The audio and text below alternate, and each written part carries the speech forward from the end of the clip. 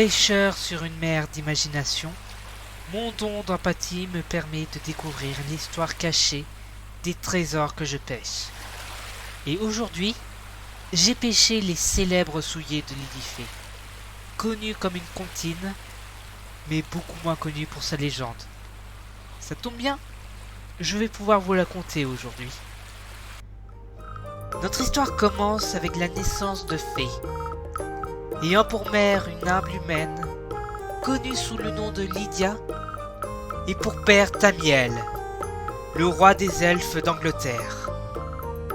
La famille vivait à l'orée du bois de Cheshire pour que Fée puisse côtoyer et se familiariser avec les humains, mais aussi pour bénéficier de la culture et des leçons de vie des elfes.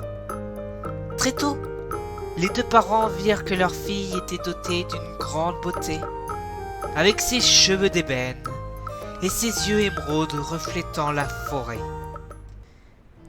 À l'âge adulte, Fée ne pouvait plus approcher le royaume des elfes à cause de leur tradition ancestrale. Pour la faire simple, seul un elfe peut résider dans leur royaume, car dirigé par un autre elfe.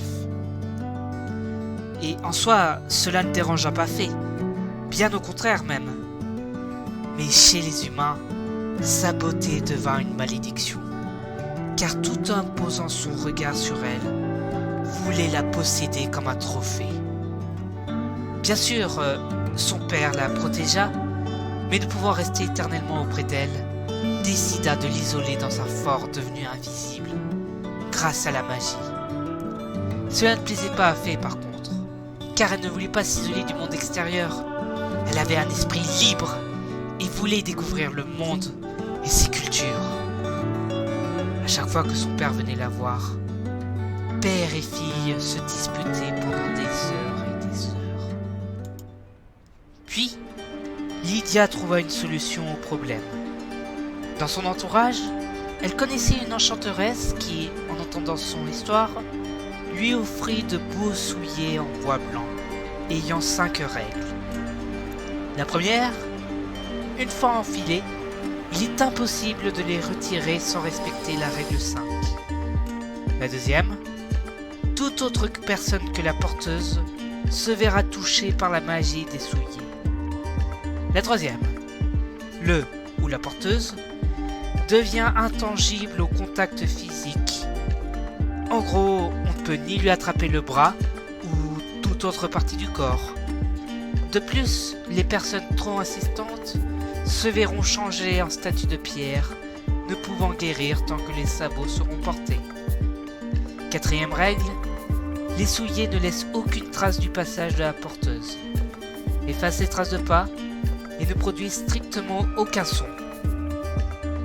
Et cinquième règle, pour retirer les souliers, une personne au cœur et aux intentions pures devra montrer son respect envers les dits souliers et bien évidemment envers la porteuse. Fée, en possession de ces nouveaux souliers, put enfin profiter de balades au-delà de son fort, de discussions avec les marchands et poètes, et ainsi découvrir une partie du vaste monde. Mais comme attendu, les hommes en quête d'une femme à marier, ou pas, soyons honnêtes 5 secondes, ne purent s'empêcher de réaliser nombre de tentatives pour séduire la belle. Des hommes tentant des approches à coups de fleurs et de promesses qu'ils ne comptaient surtout pas tenir, comme une vie luxueuse ou la liberté.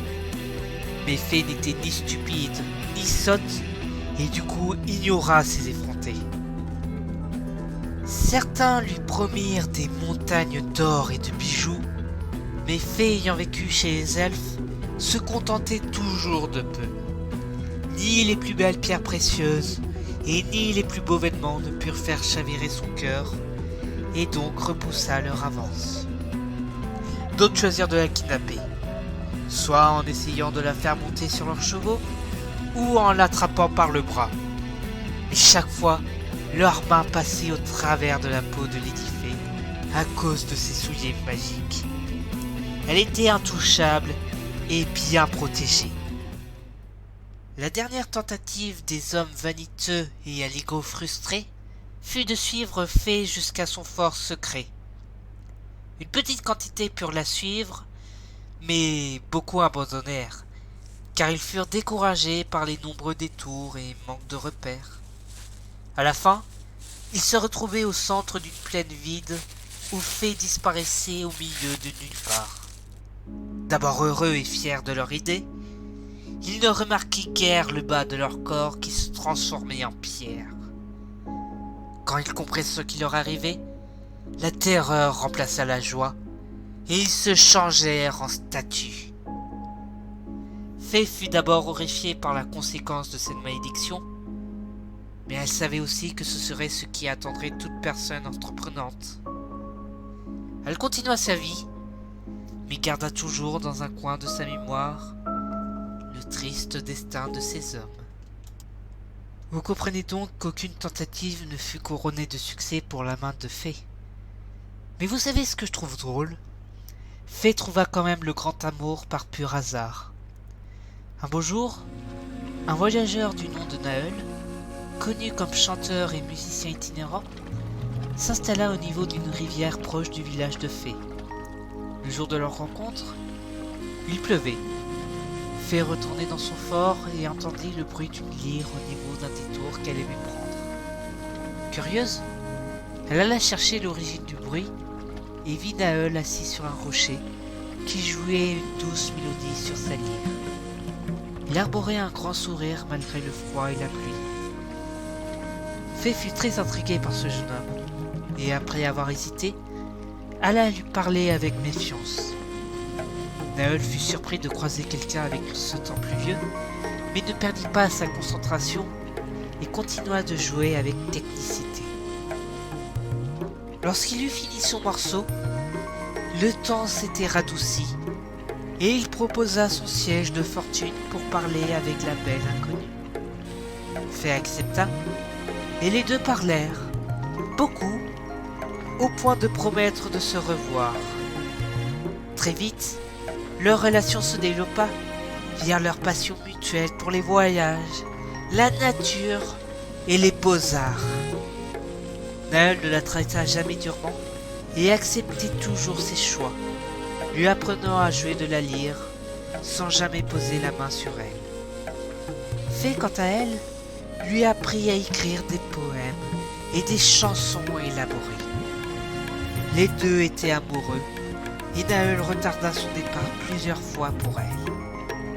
Puis un jour, il décida qu'il était temps pour lui de partir. Il proposa à Fée de venir avec lui pour explorer le monde ensemble. Et Fée accepta, et ayant montré son respect et son amour pour Fée, ils purent retirer les souliers magiques. Et ils décidèrent ensemble de les laisser sur le rocher de leur première rencontre. Depuis ce jour, on n'entendit plus jamais parler de Fée, mais d'un couple de voyageurs explorant le monde en amoureux. C'était l'histoire des souliers de Lady Fée. Aujourd'hui, bien que la légende fût presque oubliée, l'histoire en elle-même reste dans les mémoires grâce à une chanson encore reprise de nos jours. Pour les plus intéressés, allez voir en description. Sur ce, je vous dis à une prochaine légende.